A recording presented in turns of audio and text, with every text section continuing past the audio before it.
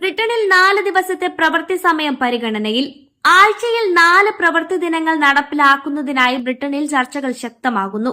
ചില സ്ഥാപനങ്ങൾ ഇതിനോടകം തന്നെ 4 ദിവസത്തെ പ്രവൃത്തി സമയവുമായി മുന്നോട്ടു പോകുമ്പോഴും ഭൂരിഭാഗം കമ്പനികളും ഇതുവരെ മാറ്റം കൊണ്ടുവന്നിട്ടില്ല. ഈ സാഹചര്യത്തിലാണ് പ്രധാനമന്ത്രി കീർ സ്റ്റാർമറിന്റെ പാർട്ടിയിലെ എംപിമാർ എല്ലാ ജോലിക്കാർക്കും 4 ദിവസത്തെ ജോലി പ്രമാണമാക്കണമെന്ന് ആവശ്യപ്പെട്ടിരിക്കുന്നത്. ജോലിക്കാരുടെ അവകാശങ്ങൾ കൂടുതൽ മെച്ചപ്പെടുത്തുന്നതിനുള്ള ഭാഗമായാണ് ലേബർ പാർട്ടി എംപിമാരും ഗ്രീൻ പാർട്ടി അംഗങ്ങളും 4 പ്രവൃത്തി ദിനങ്ങൾക്കുള്ള സാധ്യതാ പഠനം നടത്താൻ ഒരു സംഘത്തെ നിയോഗിക്കണമെന്ന് ആവശ്യപ്പെട്ടത്. എംപ്ലോയ്മെന്റ് റൈറ്റ്സ് ബില്ലിന്റെ ഭേദഗതിക്ക് ബാക്ക് ബെഞ്ചേഴ്സിന്റെ ശക്തമായ പിന്തുണയുമുണ്ട്.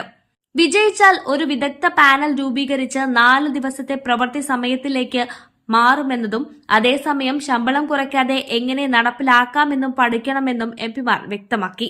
ഹൌസ് ഓഫ് കോമൺസിൽ ഇപ്പോൾ പരിഗണനയിലുള്ള എംപ്ലോയ്മെന്റ് റൈറ്റ്സ് ബില്ലിന്റെ ഭാഗമായി 0 അവർ കോൺട്രാക്റ്റുകൾ നിരോധിക്കുന്നതും തെറ്റിദ്ധരിപ്പിച്ച് തൊഴിൽ നഷ്ടപ്പെടുത്തുകയും പിന്നീട് തിരിച്ചെടുക്കുകയും ചെയ്യുന്ന തന്ത്രങ്ങൾക്ക് നിയന്ത്രണം വരുത്തുന്നതുമാണ് പ്രധാന നിർദ്ദേശങ്ങൾ. എന്നാൽ ഫ്രാൻസിൽ നടപ്പിലാക്കിയ സമാന മാതൃക ബ്രിട്ടനിൽ സ്വീകരിക്കുമ്പോൾ സമ്പദ്വ്യവസ്ഥയെ ബാധിക്കുമെന്ന് ടോറി എംപിമാർ മുന്നറിയിപ്പ് നൽകിയിട്ടുണ്ട്. കമ്പനികളെ കൂടുതൽ നിയന്ത്രണങ്ങളിൽ ഉൾപ്പെടുത്തുന്നത് തൊഴിൽ സാധ്യതകളെ ബാധിച്ചേക്കാമെന്നും സ്വകാര്യ മേഖല സമ്മർദ്ദത്തിലാകുമെന്നും അവർ ചൂണ്ടിക്കാട്ടുന്നുമുണ്ട്. അനധികൃതമായി ബ്രിട്ടനിലെത്തുന്നവർക്ക് ഇനി പൌരത്വമില്ല. പുതിയ ഗൈഡ് ലൈൻ അവതരിപ്പിച്ച് ബ്രിട്ടൻ. ബോട്ടിലും ട്രക്കുകളിലും നുഴഞ്ഞു കയറി ബ്രിട്ടനിലെത്തി സ്ഥിര താമസത്തിനായി അഭയാർത്ഥി ക്യാമ്പുകളിൽ കഴിയുന്നവർക്ക് പൌരത്വം ലഭിക്കില്ല എന്ന നിർദ്ദേശം ബ്രിട്ടീഷ് സർക്കാർ പുറത്തിറക്കി.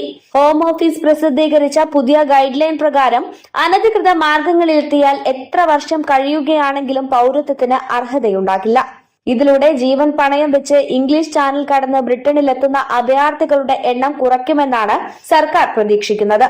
നിലവിൽ അഭയാർത്ഥി ക്യാമ്പുകളിൽ 10 വർഷം കഴിയുന്നവർക്ക് പൌരത്വം നൽകുന്ന രീതിയാണ് നിലവിലുള്ളത്. ഇതിന് മാറ്റം വരുത്തുന്ന തരത്തിലാണ് പുതിയ വിവാദ ഗൈഡ് ലൈൻ വന്നിരിക്കുന്നത്.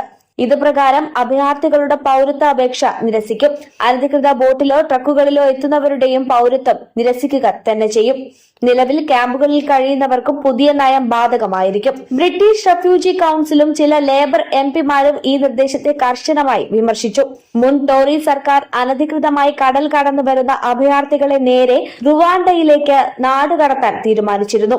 അതിനായുള്ള നിയമപരിഷ്കാരം പൂർത്തിയായെങ്കിലും പാർലമെന്റിലുണ്ടായ മാറ്റത്തെ തുടർന്ന് പദ്ധതി റദ്ദാക്കി. ഇതിന് പിന്നാലെയാണ് പൌരത്വം നിഷേധിക്കുന്ന പുതിയ ഗൈഡ് ലൈൻ പുറത്തിറക്കിയിരിക്കുന്നത്. അഭയാർത്ഥികളെ 2ാം തരം പൌരന്മാരെ കണക്കാക്കുന്ന നടപടിയാണിതെന്നും ഇത് മനുഷ്യാവകാശ ലംഘനമാണെന്നും വിമർശകർ ആരോപിക്കുന്നുണ്ട്. വാർത്തകൾ വിശദമാകുന്നു. നന്ദി, നമസ്കാരം.